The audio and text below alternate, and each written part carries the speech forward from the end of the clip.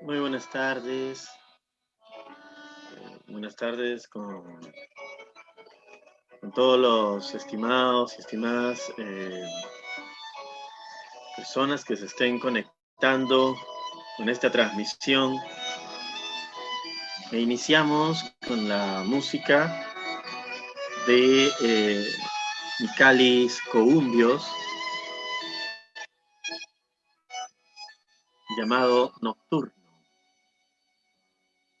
compositor griego que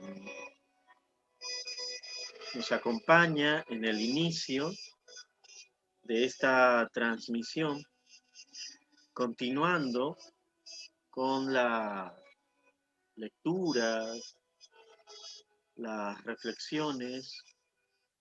Hoy domingo 4 de abril, un domingo también especial para el mundo occidental judío-cristiano, por tratarse también de la celebración de uno de los instantes, uno de los momentos trascendentales dentro de la vivencia, lo que ha sido el legado y la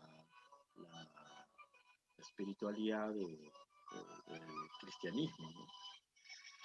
Entonces, bueno, estamos en este domingo de Pascua, domingo de resurrección también, dentro de esta visión, y nos enlazamos con una visión eh, muy anterior también, siglos anterior a esta, que se enmarca dentro de los diálogos de Platón, el gran eh, pensador, filósofo, Platón, y vamos a volver sobre el diálogo de Ión o de la poesía.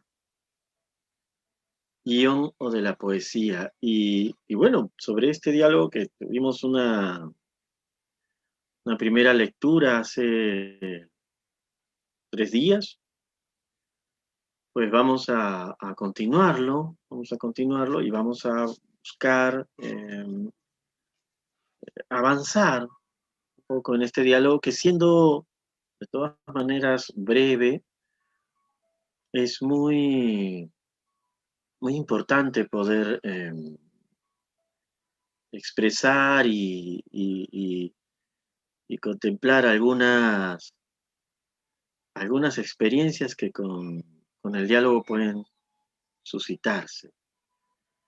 Hemos visto que nuestro acercamiento a esta lectura no es un acercamiento propiamente académico, no es un acercamiento por parte de un experto en filosofía, ¿no? Sencillamente buscamos acercarnos de manera reflexiva, desde esa curiosidad, desde ese asombro, también desde la gratitud de lo pensado y lo transmitido hace siglos de siglos. Y con esa actitud vamos a buscar leer, pero también pensar y sobre todo preguntarnos y abrir esas posibilidades de las preguntas, abrir esas posibilidades de los sentidos que de pronto se tejen cuando cerca de un texto, de un pensamiento, de una propuesta, eh, se, se, se dan.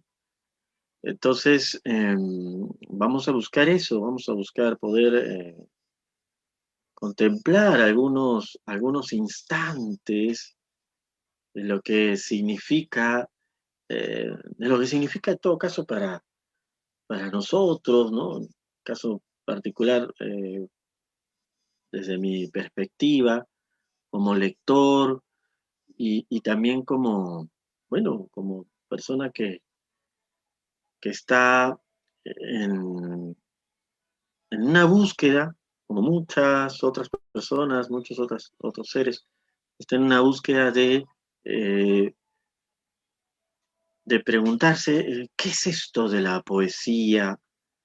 ¿De qué manera esta palabra que abarca tan diversas experiencias, pero que de alguna forma nos llaman a encontrar siempre otras posibilidades? ¿De qué manera esta experiencia se relaciona, tiene un sentido, un papel, un rol importante en estos momentos que podríamos también llamar, en estos momentos de crisis? Y en ese sentido nos interesa mucho, ¿no? Poder acercarnos a textos que puedan darnos una perspectiva sobre esto. Bueno, eh, un poco para hacer una síntesis del inicio de lo que fue la primera parte de esta transmisión, podríamos decir que Ión, o el diálogo sobre la poesía, nos centra en un momento en que Sócrates, ¿no?, el famoso personaje maestro de Platón, desde el cual Platón permite desarrollar sus diálogos. Sócrates es este personaje, este ser humano que indaga, pregunta, vuelve a preguntar, y a través de una agudeza y una lógica y un tratar de reconocer los elementos del propio decir, va construyendo un acercamiento, un, una experiencia en busca de lo que él llama esta verdad. Entonces se encuentra con Ión, uno de los grandes rapsodas griegos. Recordemos los rapsodas, eh, estas personas especializadas, interiorizadas eh, eh, no solamente en la memorización, en la incorporación de la obra de un poeta, en este caso Ión de Homero, sino también en la forma en cómo lo va a cantar, cómo lo va a comunicar y transmitir a su comunidad. Entonces, estamos ante un acontecimiento comunitario donde la poesía, eh, imaginemos este escenario hace más o menos aproximadamente 2500 años, donde la poesía es la manera de relacionarse y de compartir, de transmitir eh, las historias, las leyendas, los mitos, las hazañas de los héroes y heroínas, las hazañas de los dioses, las creaciones y la explicación de, de las fuerzas de la naturaleza, de la convivencia, del origen de los pueblos. Y entonces Ión primero es saludado y celebrado por Sócrates, quien en un momento del diálogo le dice que él acaba de llegar Ion de ganar el primer premio de una competencia de rapsodas, en honor a Asclepio, esta divinidad, ¿no? que también se le relaciona con la medicina. Y entonces Sócrates le pregunta, siempre, pero antes le dice, ¿no? Siempre he tenido en el texto, en la traducción que estamos leyendo, que es la traducción que corresponde a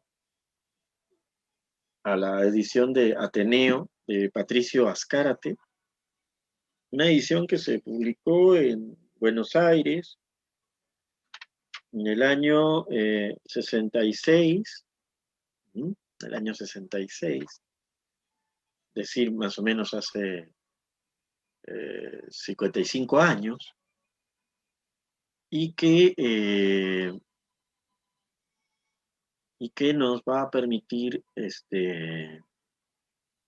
entrar, ¿no? en esta sintonía del diálogo. Entonces, bueno, le comienza a preguntar sobre qué es lo que hace que Ion pueda, cuál es el arte de la poesía, cuál es el objeto de la poesía o la ciencia de la poesía. Ion le cuenta que en la medida que van conversando, que él conoce de Homero, se inspira con Homero, le brotan muchísimas ideas y formas de comunicar cuando se trata de Homero, gran poeta griego, a quien se le atribuye pues la Ilíada, ¿no? Y la Odisea también, los dos grandes cantos, obras eh, fundacionales de la tradición pues, occidental.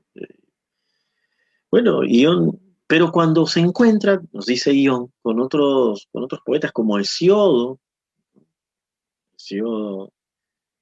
famoso poeta de la teogonía, ¿no? O de los trabajos y los días, pues cuando se encuentra con otros poetas como Arquíloco o Hesíodo, él siente como si se adormeciera, como si le faltaran las ideas, no tiene el entusiasmo. Entonces, Sócrates le llama la atención esto y quiere indagar qué es lo que sucede. Y en un momento le dice, y acá retomamos la lectura del diálogo, le dice,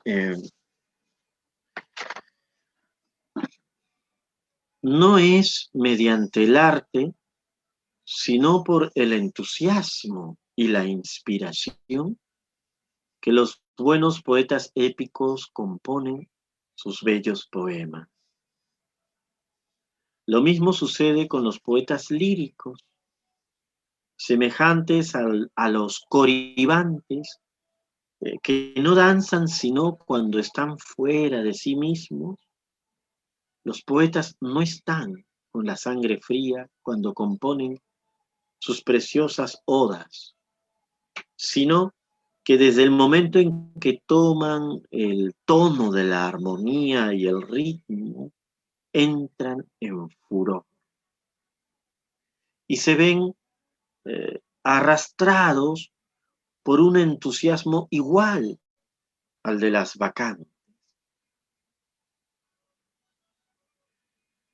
que en sus movimientos y embriaguez sacan de los ríos leche y miel y dejan de sacarlas en el momento en que cesa su delirio. Así es que el alma de los poetas líricos hace realmente lo que éstos se alaban de practicar. Nos dicen que semejantes a las abejas vuelan aquí y allá por los jardines y vergeles de las musas, y que recogen y extraen de las fuentes de miel los versos que nos cantan.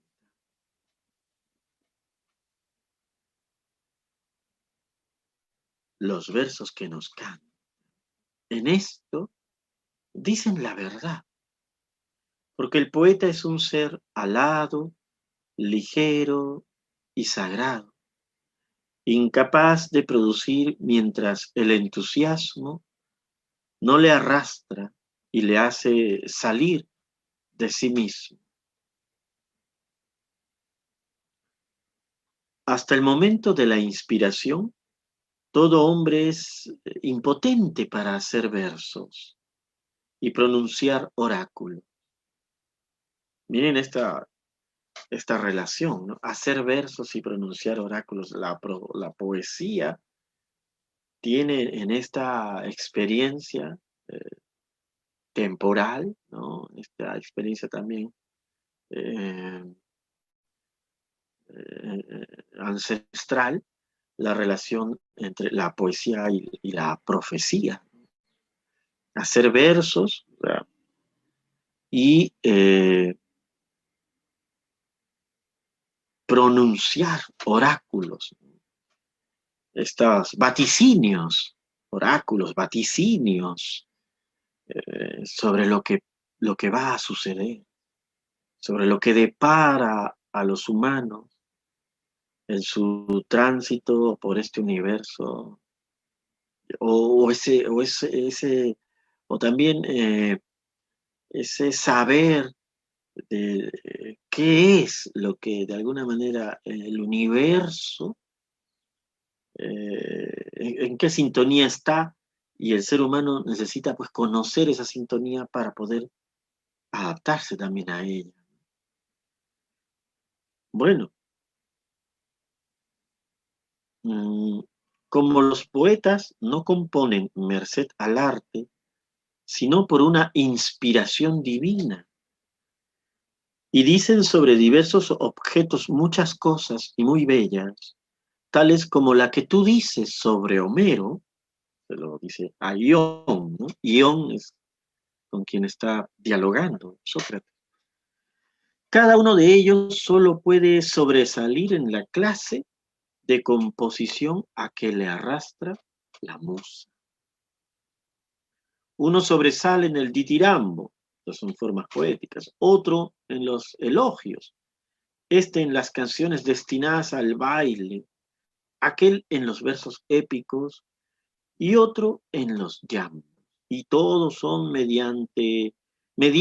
todos son medianos fuera del género de su inspiración, porque es esta y no el arte la que preside a su trabajo. En efecto, si supiesen hablar bien, gracias al arte, en un solo género, sabrían igualmente hablar bien de todos los demás. El objetivo que Dios se propone al privarles del sentido y servirse de ellos como ministros a manera de los profetas y otros adivinos inspirados, es que al oírle nosotros tengamos entendido que no son ellos los que dicen cosas tan maravillosas, puesto que están fuera de su buen sentido, sino que son los órganos de la divinidad que nos hablan por su boca.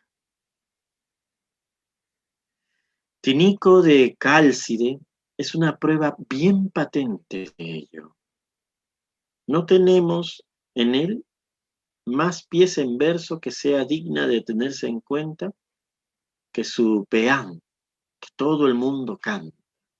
Hace referencia a este poeta, Tinico de Cálcide.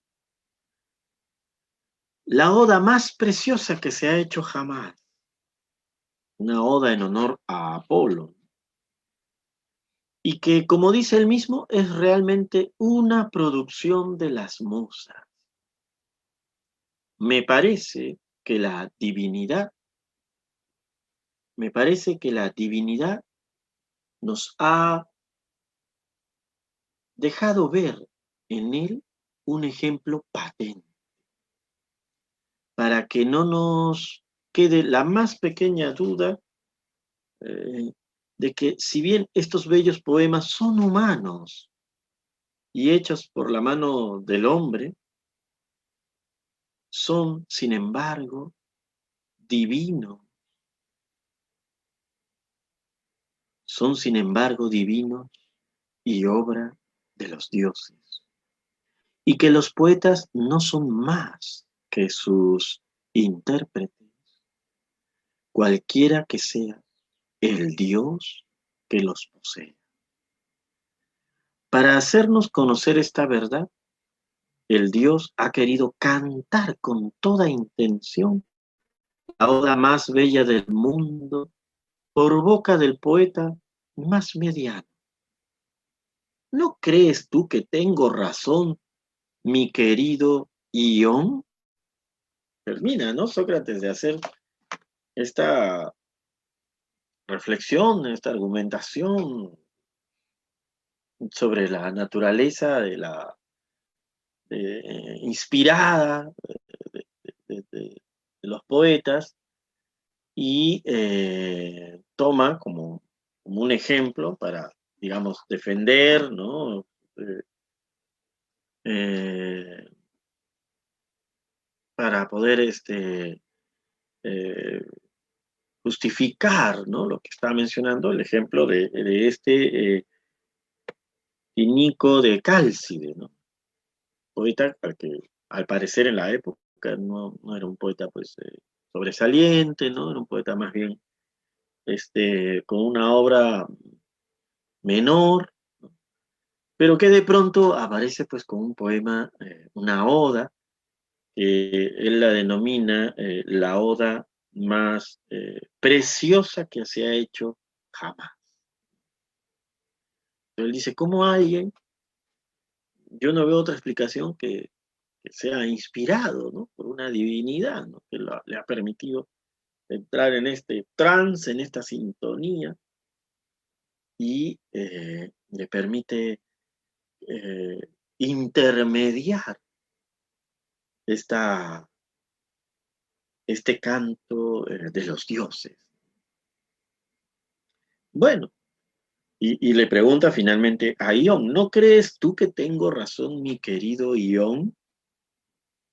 Más es muy interesante, me encanta cómo eh, Platón, a través de Sócrates, eh, eh, se apoya en estos rasgos del diálogo para persuadir también a Ión, ¿no? A su interlocutor, de lo que está diciendo, ¿no? Un diálogo que no pretende, también es otra cualidad muy interesante, no hay una pretensión impositiva de Sócrates, ¿no? De tener la razón. Le dice, ¿no crees tú? ¿No, ¿No piensas? Le pregunta, ¿no? ¿Crees tú que tengo razón? ¿No? Y Eion responde, sí, por Zeus. Tus discursos, Sócrates, causan en mi alma una profunda impresión. Y me parece que los poetas, por un favor divino, son para con nosotros los intérpretes de los dioses, ¿no? Ion le da totalmente pues, la razón, ¿no? Y sintetiza lo que ha dicho eh, Sócrates. Los poetas son para mí, dice Ion, seres que con el favor de los dioses se vuelven sus intérpretes, ¿no? Lo que le está mencionando. Sócrates le, le dice, y vosotros, los rapsodas, ¿no sois los intérpretes de los poetas? Miren esta cadena, ¿no? El poeta como quien dice el creador, el intermediario de los versos, y el rapsoda, el intérprete de... Sería, por ejemplo, como ahora, no sé, por ejemplo, un concertista de piano, ¿no? Que se acerca a la obra, por ejemplo, de Beethoven, y, y, y Beethoven, bueno, es el creador de la obra, o el intermediario de la obra, pero el concertista tiene que interpretar. E interpretar no es fácil, ¿no? Interpretar implica conocer, sintonizarse, no es una interpretación memorística, mecánica, sobre la cual tú vas a hacer la secuencia de las notas, la estructura, la melodía, el ritmo. No, no, no, no. Hay que ir más allá, hay que entrar en la conciencia. Hay que entrar como si uno entrara en la resonancia espiritual de quien hace esa obra. Eso es la interpretación. Entrar en esa resonancia espiritual. Bueno, dice, y yo le respondo, también es cierto, ¿sí? Somos si los poetas son los intérpretes de los dioses, los rapsodas somos los intérpretes de los poetas. Y luego sois vosotros, le dice Sócrates, sois vosotros los intérpretes de los intérpretes. Y Ion lo vuelve a reafirmar, sin contradicción. Así es. Excelente, Sócrates. Y Sócrates le vuelve a decir, vamos, respóndeme, Ion, y no me ocultes nada de lo que te voy a preguntar.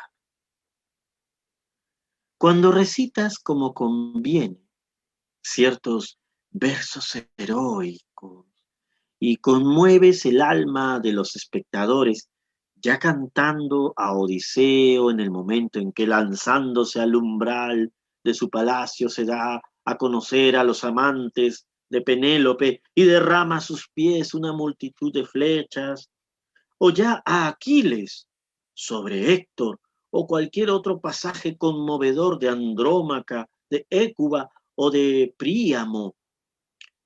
Dime, Ion, ¿te dominas o estás fuera de ti mismo? Llena tu alma de entusiasmo, ¿no te imaginas estar presente a las acciones que recitas y que te encuentras en Ítaca o delante de Troya, en una palabra, en el lugar mismo donde pasa la escena? Lo que ha dicho, ¿no? Sócrates, bien interesante, ¿no? O sea, ya está. Sócrates es como si eh, entrara también en la sintonía espiritual de Ion, ¿no?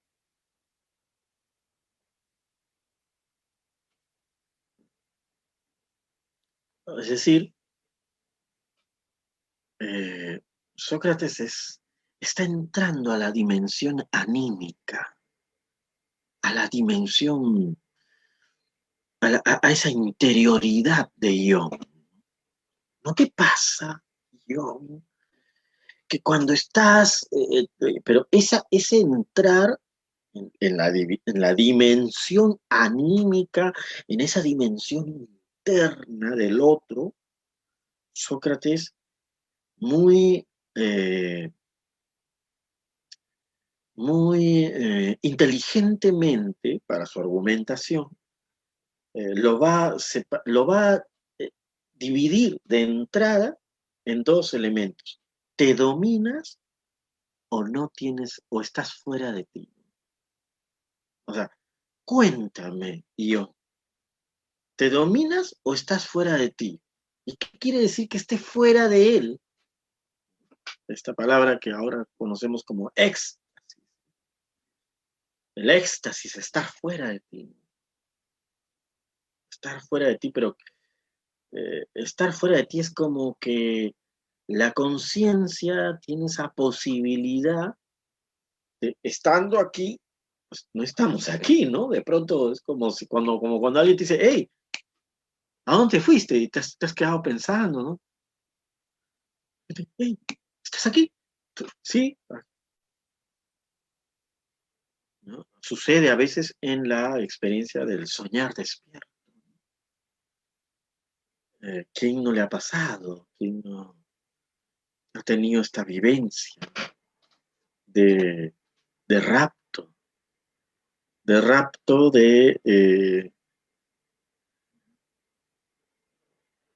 o cuando le cuentan una historia y sentir como si la estuviera viviendo, obviamente no con la misma, como si la estuviera viviendo, no, la está viviendo, ¿no? Porque eso ya sería otro tipo de trance. Pero eh, Sócrates apunta a eso, ¿no? Apunta a decirle, o te dominas, o estás, te dominas es que tú sientes que estás en ti, o estás fuera de ti. Y no te sucede que eh, cuando cuentas sobre Aquiles combatiendo con Héctor, y todos habrán visto, pues si no han leído la Ilíada, habrán visto la película. Yo les sugiero que leamos nuevamente la Ilíada. Yo también he visto la película, me parece interesante. Pero volvamos a leer la Ilíada, ¿no? Yo por aquí creo que tengo una Ilíada. Sí, a ver, voy a traerla.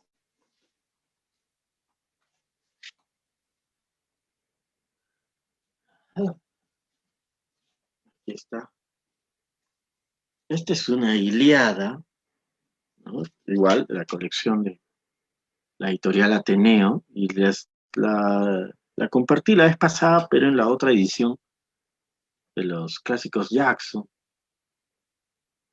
Y, y encontré ayer, ¿no? Una edición donde les comentaba que la Ilíada empieza con esta palabra en inglés, ¿no? Lo traducen cólera, ¿no? Rage, goddess, Achilles, rage, ¿no? Así empieza en esta traducción que se dice, bueno, en el griego no he tenido acceso al, no lo leo tampoco, ¿no? Pero les comentaba que había un filósofo, Sloterdijk, Peter Sloterdijk, que tiene todo un texto sobre eh, cómo es que uno de los principales o fundacionales textos de la tradición occidental empieza con la palabra cólera, rage, sintomático, que empecemos, ¿no? Con cólera, ¿no? Entonces,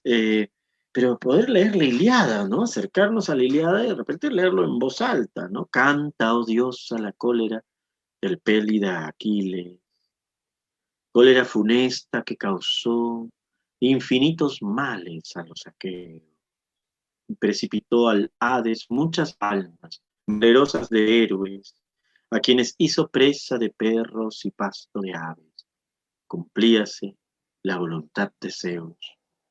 Desde que se separaron disputando el Atrida, rey de hombres, y el divino Aquiles. ¿Cuál de los dioses promovió entre ellos la contienda para que pelearan? El hijo de Leto y de Zeus, airado con el rey, suscitó en el ejército maligna peste, y los hombres perecían por el ultraje al que la Atrida infiriera al sacerdote Crises. Este, deseando redimir a su hija, se había presentado en las veleras naves aqueas con un inmenso rescate y las ínfulas de Apolo, el que hiere de lejos, que pendían de áureo cetro en la mano. Y a todos los aqueos, y particularmente a los dos atridas, caudillos de pueblos, así les suplicaba. Y habla Crises, el sacerdote. Atridas y demás aqueos de hermosas grebas, los dioses que poseen olímpicos palacios, os permiten destruir la ciudad de Príamo y regresar felizmente a la patria. Poned en libertad a mi hija y recibid el rescate venerando al hijo de Zeus, a Apolo, el que hiere de lejos. Termina el discurso de Crises, ¿no? Y el narrador, el poeta dice, todos los aqueos, ¿no? De la tierra de Aquiles, todos los aqueos aprobaron a voces que se respetara al sacerdote y se admitiera el espléndido rescate, mas el atrida Agamenón, a quien no plugo acuerdo, no le pareció, no le gustó. Le despidió de mal modo y con altaneras voces. Y habla Agamenón. No dé yo contigo, anciano, cerca de las cóncavas naves, ya porque ahora demores tu partida, ya porque vuelvas luego, pues quizá no te valgan el cetro y las ínfulas del dios. A aquella, por la hija, ¿no? A aquella no la soltaré. Antes le sobrevendrá la vejez en mi casa, en Argos, lejos de su patria, trabajando en el telar y aderezando mi lecho. Pero vete, no me irrites, para que puedas irte más sano y salvo. Realmente pues lo amenaza, ¿no? Así dijo, vuelve el narrador, así dijo, el anciano sintió temor y obedeció el mandato. Fuese en silencio por la orilla del estruendoso mar. Miren esta imagen, ¿no? Es extraordinario, ¿no? Fuese en silencio por la orilla del estruendoso mar. Este contraste. El sacerdote Crises ha ido a tratar de rescatar a su hija. Está llevando un suntuoso rescate, muchas joyas, oro, pero Agamenón eh, lo rechaza, lo amenaza. Dice, no te quiero ver de nuevo por aquí, porque no te va a valer ni tu cetro, ni Apolo, ni nada de esas tonterías. Te puedo, mejor vete, si es que quieres estar sano y salvo. Y entonces el anciano sintió temor y obedeció el mandato. Fuese en silencio por la orilla del estruendoso mar, y mientras se alejaba, dirigía muchos ruegos al soberano Apolo, a quien parió Leteo, la de hermosa cabellera.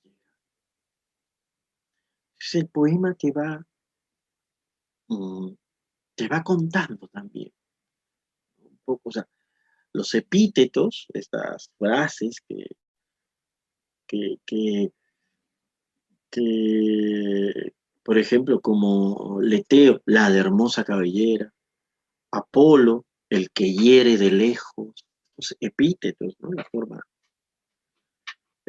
nos va dando, es la manera en que la comunidad va incorporando las cualidades de los personajes, en este caso de los dioses.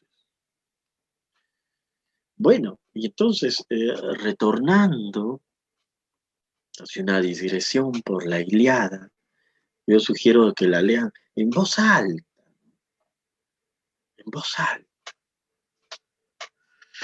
o que puedan descargar un audiolibro, ¿no? En YouTube hay muchos audiolibros gratis, pueden poner Ilíada, ¿no? Y de repente el audiolibro coincide con la traducción y van escuchando. Pero escúchenla, ¿no? Escúchenla viendo el texto. Y ustedes pueden compartirlo también. Con otros textos, también una novela, un poema. Decirlo en voz alta, que era la práctica lectora, desde que, digamos, las grafías, de las letras, una nueva tecnología permitieron realizar esta correspondencia entre sonido y palabra, pues siempre se realizó en voz alta. Luego ya la lectura silenciosa es un proceso más tardío. Bueno, entonces Sócrates le ha dicho a Ión, le ha preguntado si es que cuando relata el combate de Aquiles con Héctor, no se siente que lo está viendo ahí. Cuando relata eh, eh, el momento en que Odiseo, Ulises, ¿no? Odiseos, otra de las formas que su nombre, ¿no? Por eso se llama la Odisea, ¿no? El personaje es Odiseo, Ulises. Entra en el palacio, en su antiguo palacio de Ítaca, y ve a los pretendientes, y él, bueno, tiene un combate con ellos, una lucha, y bueno, derramamiento de sangre. No sientes que ves ahí la escena, ¿no? No sientes que estás ahí. Entonces, Ión le responde, la prueba que me pones a la vista es patente, Sócrates. Porque si he de hablarte con franqueza, te aseguro que cuando declamo algún pasaje patético, mis ojos se llenan de lágrimas. Y que cuando recito algún trozo terrible o violento, se me erizan los cabellos y palpita mi corazón. O sea, lo vi.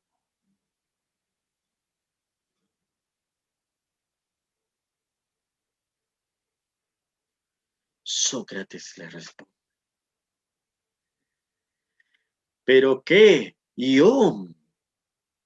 Diremos que un hombre está en su sano juicio cuando, vestido con un traje de diversos colores y llevando una corona de oro, llora en medio de los sacrificios y de las fiestas, aunque no haya perdido ninguno de sus adornos, o cuando en compañía de más de 20.000 amigos se le ve sobrecogido de terror, a pesar de no despojarle ni hacerle nadie ningún daño. Le pone un caso, hace como un paralelismo, ¿no? Con un caso. Diremos que un hombre se le podría decir que está en su sano juicio si es que hay una fiesta, hay toda una celebración, el hombre llora. O si está con 20.000 amigos y siente que le puede hacer daño a alguien.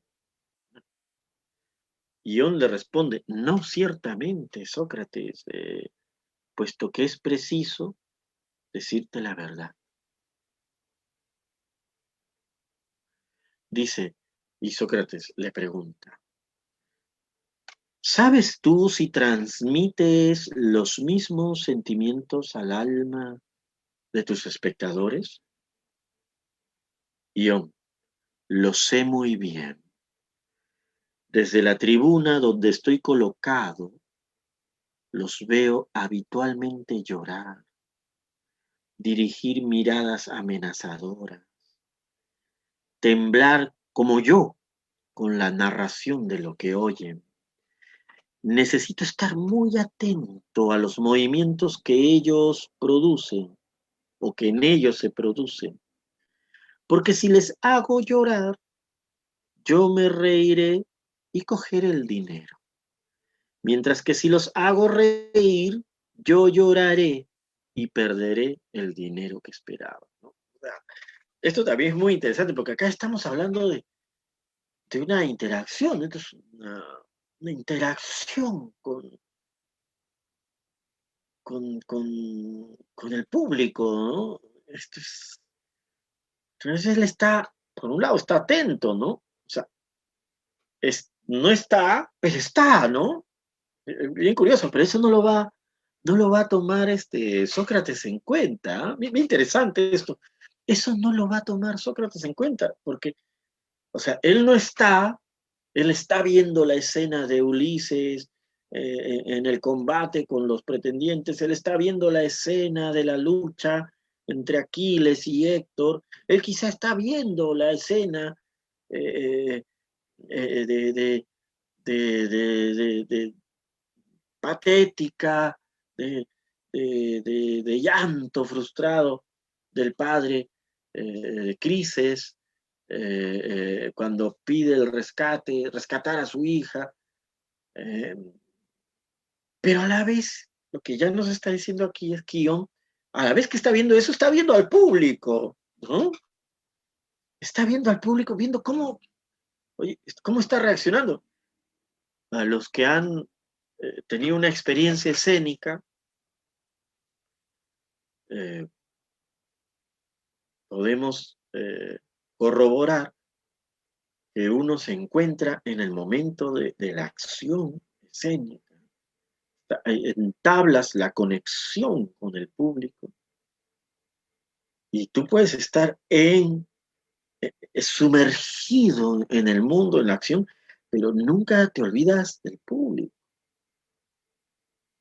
Entonces, no estás en el mundo de la escena, pero estás también porque puedes olvidar un balance. Entonces, no sé si eso lo aborda Sócrates después. Sócrates dice, ¿ves ahora? Le hace una pregunta para comprobar algo, ¿no? ¿Ves ahora cómo el espectador es el último de estos anillos que, como yo decía, reciben los unos de los otros la virtud que les comunica la piedra de Heracles? Acuérdense que en la transmisión anterior hay un pasaje en el diálogo de Ión o de la poesía donde Sócrates dice, para mí esto de la poesía es como la piedra de Heracles. ¿Y a qué se refiere con la piedra de Heracles? Es las piedras magnéticas, ¿no? Pues, piedras imantadas, que dice ejerce una atracción con otras piedras de su misma cualidad, y estas piedras a su vez se vuelven también magnéticas y generan atracción con otras, y con otras, y forman una cadena como de anillo. Y él dice que el acontecimiento de la poesía es así. Es una energía, una fuerza, un magnetismo que pasa y se transmite uno a otro. Interesante, ¿no? Esta analogía del mundo, del fenómeno físico electromagnético con el acontecimiento poético. Como por ejemplo, ¿no? Que está en nuestro lenguaje cotidiano, de repente vi a esta persona y sientes como una electricidad, ¿no? Hay una vibra, ¿no? Ahora dicen así, ¿no? Hay una vibra, eso, no sé, su energía me da esto, me produce esto otro. 2500 años después, tenemos todavía esta percepción. Y bueno, entonces, Sócrates le dice, ¿ves ahora cómo el espectador es el último de estos anillos que, como yo te decía, reciben los unos de los otros la virtud, ¿no? Que les comunica la piedra de Heracles, el rapsoda, tal como tú, el actor, miren, rapsoda es el actor, el performer, diríamos ahora, el performer, el ejecutor, es el anillo intermedio. Y el primer anillo es el poeta mismo. Por medio de estos anillos, el Dios atrae el alma de los hombres. Interesante. La poesía, para atraer el alma de los seres humanos a esta experiencia sagrada, épica, de la hazaña de los héroes, la gesta de las ciudades, la poesía.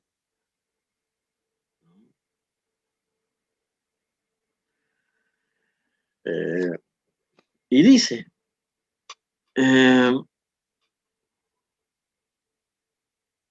el rapsoda, tal como tú, el actor, es el anillo intermedio, y el primer anillo es el poeta mismo. Por medio de estos anillos, el Dios atrae el alma de los hombres. Es curioso que después también se usara esta misma idea, por ejemplo, cuando se habla de la atracción que ejerce los que han visto o leído la saga de Tolkien, ¿no? El Señor de los Anillos, el anillo atrae, ¿no? Está buscando atraer con este magnetismo, por decirlo así, maligno, ¿no? Está atrayendo al ser oscuro, ¿no? Bueno, por medio de estos anillos, el Dios atrae el alma de los hombres, por donde quiere, haciendo pasar su virtud de los unos, haciendo pasar, o sea, transfiriendo su virtud de los unos a los otros, y lo mismo que sucede con la piedra imán, está pendiente de él una larga cadena de coristas, maestros de capilla, sus maestros, ligados por los lados a los anillos que van directamente a la musa. Un poeta está ligado a una musa, otro poeta a otra musa. Y nosotros decimos a esto estar poseído, dominado, puesto que el poeta eh, no es en sí mismo, sino que pertenece a la musa. ¿Mm? A estos primeros anillos, ¿no? Quiero decir, a los poetas, están ligados otros anillos. Estamos con la analogía electromagnética, ¿no? Como los anillos de las órbitas que dice que se forman alrededor de estas piedras imantadas, ¿no? La atracción, recordemos esta fuerza electromagnética, tiene no es una fuerza lineal, es una fuerza esférica, ¿no? Entonces, los fenómenos se ve que, digamos, imagino que estas piedras cuando se encuentran al aire libre, en la tierra, van generando como estos anillos concéntricos, que por ejemplo se pueden ver también en los troncos seccionados de los árboles, ¿no? Como son los anillos unos con otros, que tiene que ver precisamente con también el electromagnetismo, la fuerza magnética de los polos. Bueno, dice, a los poetas están ligados los unos a este, los otros a aquel, e influidos todos por diferentes entusiasmos. Unos se sienten poseídos por Orfeo, otros por Museo. De ahí seguro viene la palabra también museo, ¿no? La mayor parte por Homero. Tú eres de estos últimos, Ión, y Homero te posee.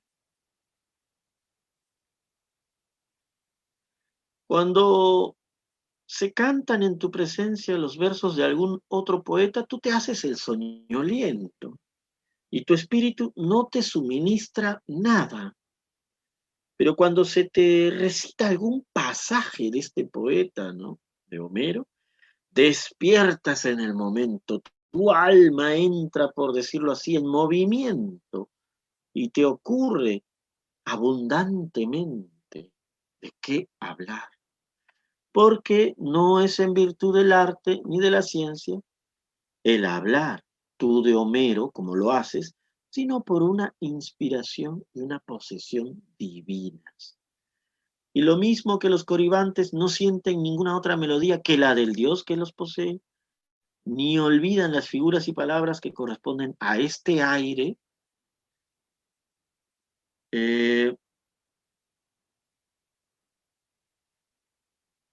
sin fijar su atención en todos los demás, de la misma manera tú, Ión, cuando se hace mención de Homero, apareces sumamente afluyente, mientras que permaneces mudo tratándose de los demás poetas. Me preguntas cuál es la causa de esta facilidad de hablar cuando se trata de Homero y de esta infecundidad cuando se trata de los demás. Y es que el talento que tienes para alabar a Homero no es en ti efecto del arte, sino de una inspiración divina. Ion le responde, dice, muy bien dicho, Sócrates. Sin embargo, sería para mí una sorpresa si tus razones fuesen bastante poderosas para persuadirme de que cuando hago el elogio de Homero, estoy poseído y fuera de mí mismo. Creo que tú mismo no lo creerías si me oyeses discurrir sobre este poeta. Sócrates le dice, pues bien, quiero escucharte, pero antes responde a esta pregunta. Entre tantas cosas como Homero trata, ¿sobre cuáles hablas tú bien? Porque sin duda tú no puedes hablar bien sobre todas. Y yo me imagino un poco airado, ¿no? Con esta pregunta, le dice, vive seguro, Sócrates, de que no hay una sola cosa de Homero sobre la que no me encuentre yo en capacidad de hablar bien. Uche. Entonces Sócrates le dice,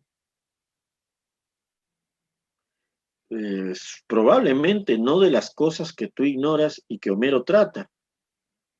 O sea, ya le dice, ¿no? Bueno, hablarás bien de las cosas que conoces, pero de las que no conoces, no hablas bien, ¿no? Y Ion ya quizá fastidiado, le dice, ¿cuáles son las cosas que Homero trata y yo ignoro? Y Sócrates le dice, Homero no habla de las artes en muchos pasajes y muy detenidamente. Por ejemplo, el arte de conducir un carro. Si pudiera recordar los versos, te los diría. E Ion le recita los versos. Yo lo sé, voy a decírtelo. Sócrates, recítame pues las palabras de Néstor a su hijo Antíloco cuando le aconsejo sobre las precauciones que debe tomar para evitar el tocar la meta en la carrera de carros en los funerales de Patroclo. Ion le dice, inclínate, le dice, bien preparado sobre tu carro a la izquierda. Le comienza a recitar. Al mismo tiempo con el látigo y la voz apresura el caballo de la derecha, aflojándole las riendas, haz que el caballo de la izquierda se aproxime a la meta, de manera que el cubo de la rueda hecha con arte parezca tocar en ella y que sin embargo evite tropezar. Sócrates, basta. ¿Quién juzgará mejor, Ión, si Homero habla bien o mal en estos versos? ¿Un médico o un cochero? Y Ión le dice, el cochero, sin duda. Sócrates, ¿es porque conoce el arte que corresponde a todas estas cosas o por otra razón? No, claro, Ión le responde, porque conoce ese arte. Sócrates, Dios ha atribuido a cada arte la facultad de juzgar sobre las materias que a cada uno correspondan, porque no juzgamos mediante la medicina las mismas cosas que conocemos por el pilotaje, ¿no? O sea, claro, lógico, ¿no? No juzgas la medicina por otra arte, ¿no? Por decirlo así. Verdaderamente no, dice yo. Sócrates, ni por el arte de la carpintería, lo que conocemos por la medicina. Yo, de ninguna manera. Sócrates, ¿no sucede lo mismo con todas las demás artes? Lo que nos es conocido por una arte, no nos es conocido por otra. Pero antes de responder, dime esto. ¿No reconoces que las artes difieren unas de otras? Ión, sí, Sócrates. Sócrates, pues bien, en cuanto puede conjeturarse, Digo que una es diferente de otra, porque esta es la ciencia de un objeto y esta es la ciencia de otro. ¿Piensas lo mismo? Ión. Sí, Sócrates. Muy bien, discontinúa Sócrates. Porque si fuese la ciencia de los mismos objetos, ¿qué razón tendríamos para hacer diferencia entre un arte y otro arte? Puesto que ambos conducen al conocimiento de las mismas cosas.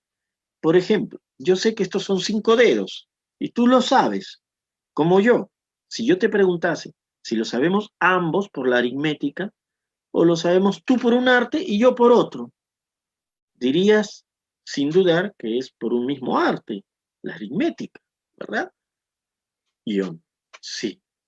Sócrates, responde ahora a la pregunta que estaba a punto de hacerte antes, y dime si crees con relación a todas las artes sin excepción, que es necesario que el mismo arte nos haga conocer los mismos objetos y otras artes nos hagan conocer objetos diferentes.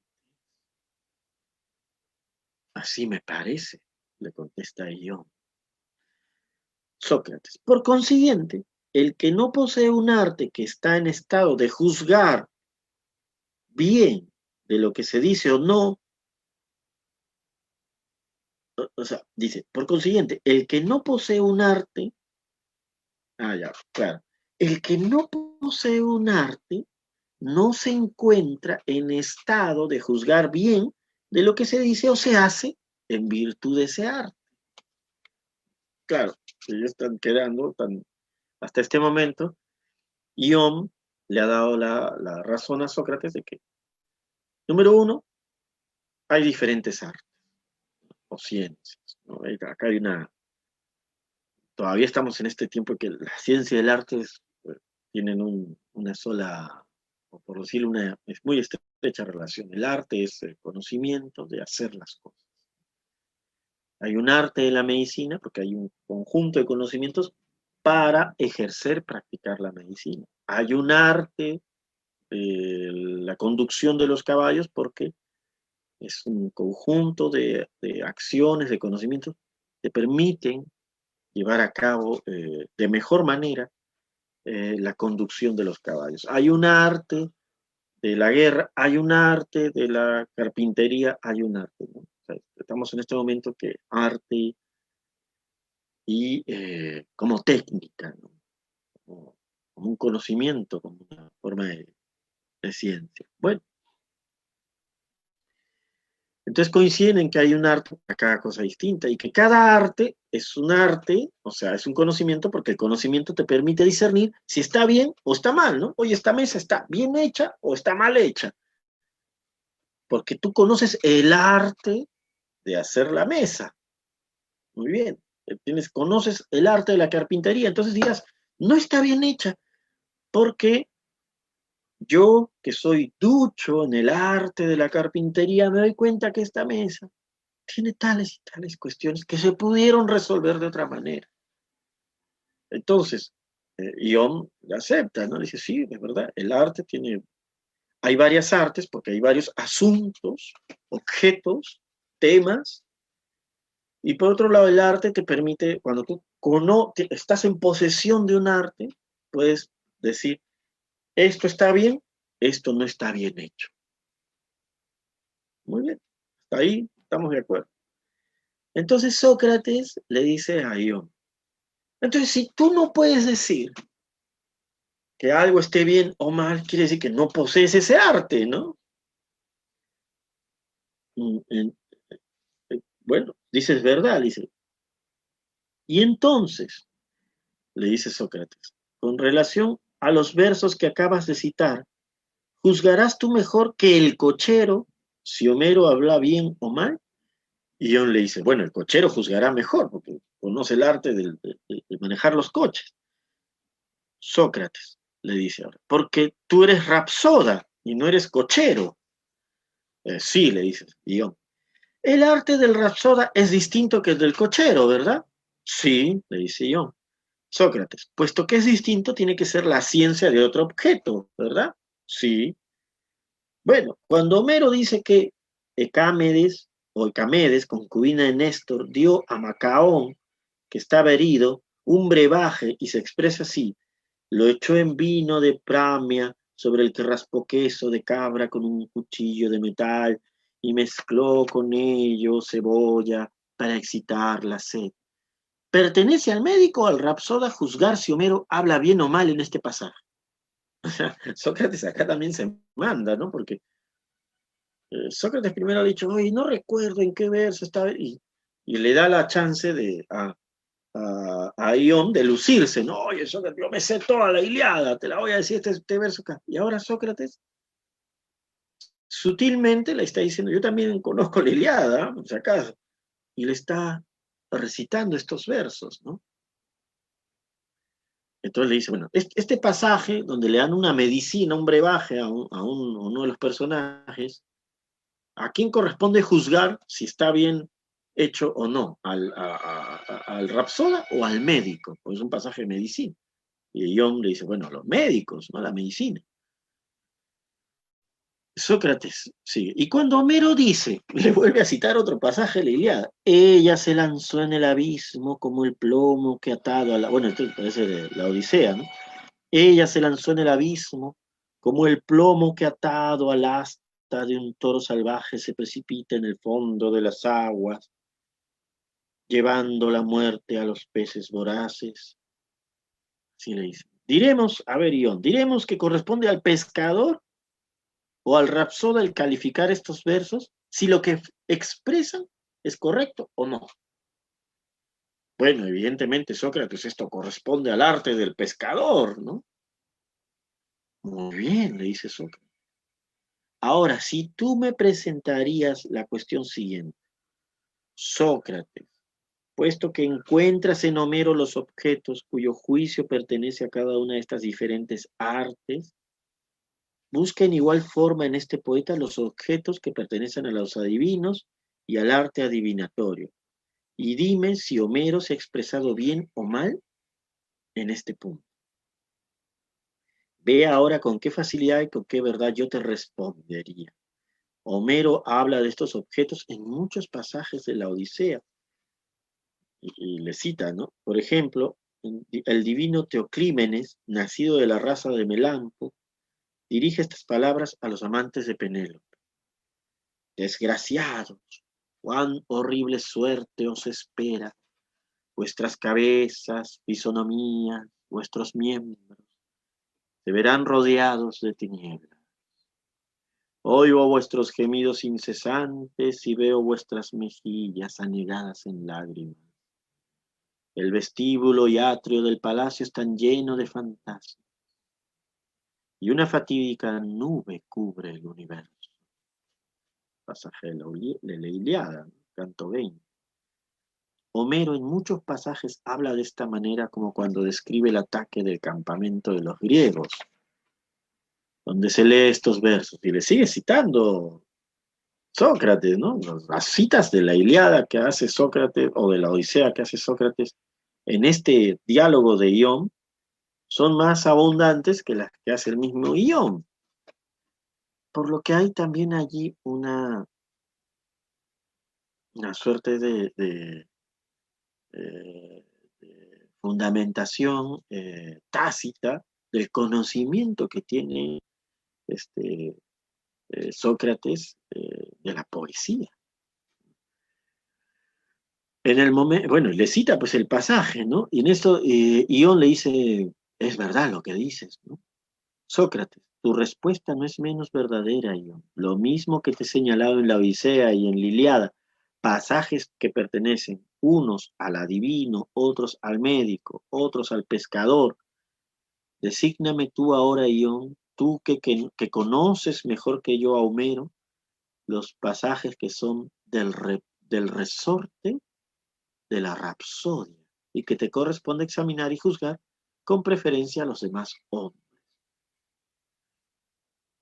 O sea, ya hemos encontrado pasajes que corresponden al arte del médico, del pescador, del cochero, del adivino. ¿Cuáles son los pasajes que corresponden al arte del rapsod? Le pregunta Sócrates. Ión le dice, te respondo, Sócrates, que todos esos pasajes son de la competencia del Rapsoda. Ah, le dice Sócrates, pero, oye, pero eso no lo decías hace un rato. Mira estas expresiones, ¿no? Pero eso no lo decías hace poco. ¿Cómo tienes tan mala memoria? No es propio de un rapsoda ser tan olvidadizo, ¿no? O sea, ya, claro, el otro ya le dice, no, no, no, todo es ciencia del rapsoda, arte del rapsoda. Entonces Sócrates dice, es un momentito, si ustedes recordarán esta transmisión anterior, hay un momento que Ión le dice, yo no sé cómo, qué ciencia es, qué arte es no, no, no lo sé, ¿no? O sea, dime, Sócrates, dime, ¿por qué pasa esto? Le dice. Ahora ya le está respondiendo. Bueno, ¿qué es lo que yo he olvidado, Sócrates? Le pregunta Ión. ¿No te acuerdas haber dicho que el arte del rapsoda es distinto que del cochero? Sí, sí me acuerdo. ¿No has confesado que siendo distinto tiene que conocerte otros objetos? Y ahí viene la lógica de Sócrates, ¿no? En función de lo que ha expresado su interlocutor, él va encontrando, ¿no? Pero tú has dicho esto, sí, entonces no te puedes desdecir, ¿no? Tú has dicho que el cochero conoce el arte del cochero y es distinto el arte del rapsoda que del cochero. Tú has confirmado que eh, cada arte, siendo distinto, conoce distintos objetos. Sí, dice yo. El arte del rapsoda, según lo que tú dices, no conocerá todas las cosas, como no las conocerá el rapsoda, ¿no? También le dice. Y entonces ahí Ión le dice, bueno, quizás es preciso exceptuar esta clase de objetos, Sócrates, ¿no? Y bueno, ahí van a entrar en una discusión, ¿no? No es discusión, sino en otra dimensión del diálogo que ya está por terminar, ¿no?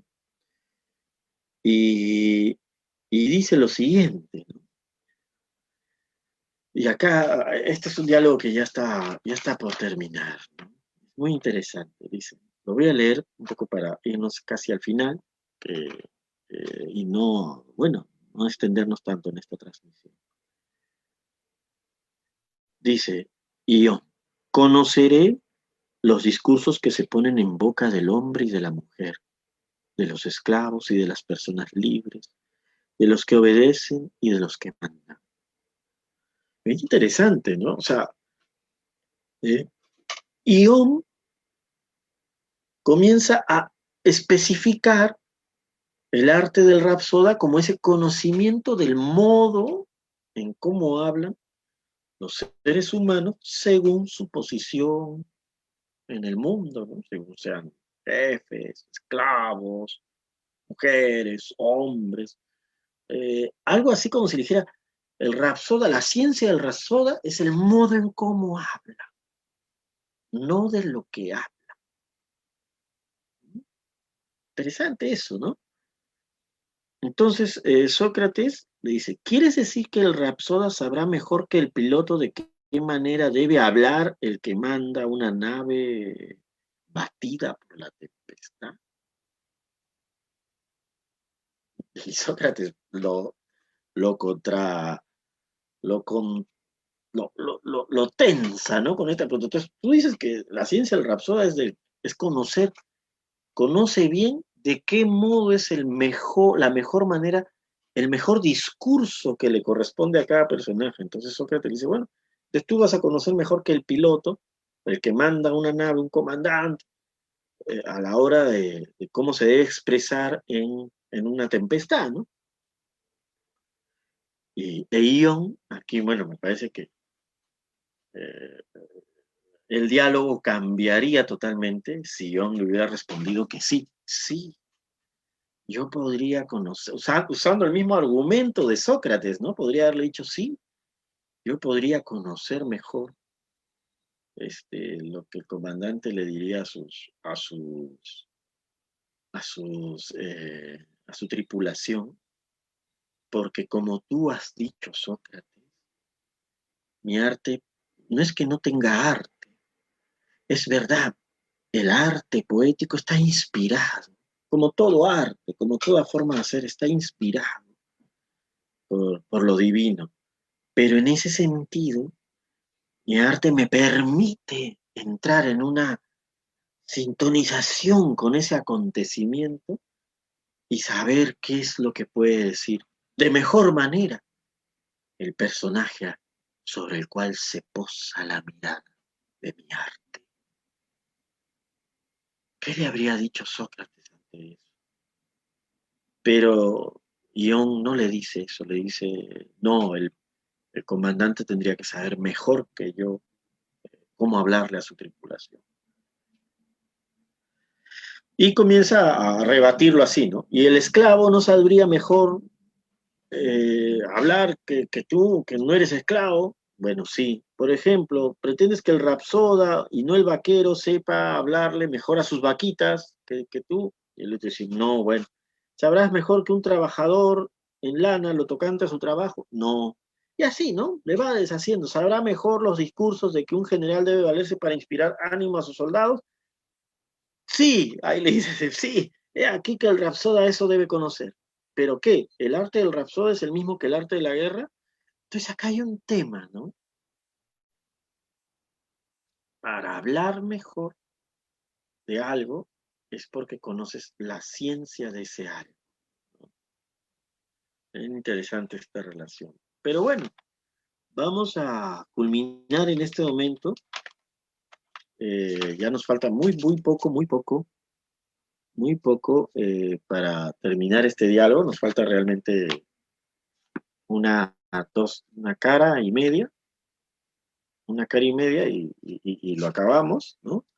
Pero quisiera dejar esta culminación para otra siguiente transmisión y no sin antes agradecerles a los que han seguido esta transmisión y los que de repente se sumarán luego y comentar que estas son reflexiones, ideas que traemos a este espacio del Face, del Internet, para un poco también alentarnos en esa posibilidad de eh, compartir nuestras reflexiones en torno a lo que nos gusta, lo que nos da asombro, lo que nos da curiosidad, sin pretensiones obviamente de una rigurosidad académica que efectivamente los especialistas en estos asuntos podrán tenerlo. Nuestra intención es la de generar un espacio, una experiencia en la que nos permitamos dialogar sobre aquello que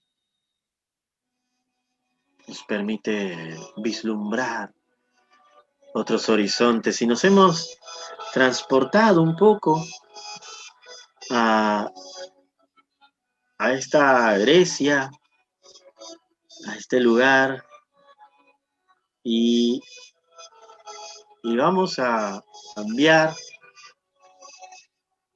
aquí con los arbolitos, en este lugar de transmisión, para volver nuevamente a entrar en esta dimensión que estábamos viendo, del diálogo ión o de la poesía, que tendremos oportunidad de compartir de manera culminante en una siguiente y última transmisión sobre este diálogo. Nos despedimos escuchando el nocturno de Miqueles Coumbios y les agradecemos muchísimo. Hasta otro momento. Muchísimas gracias.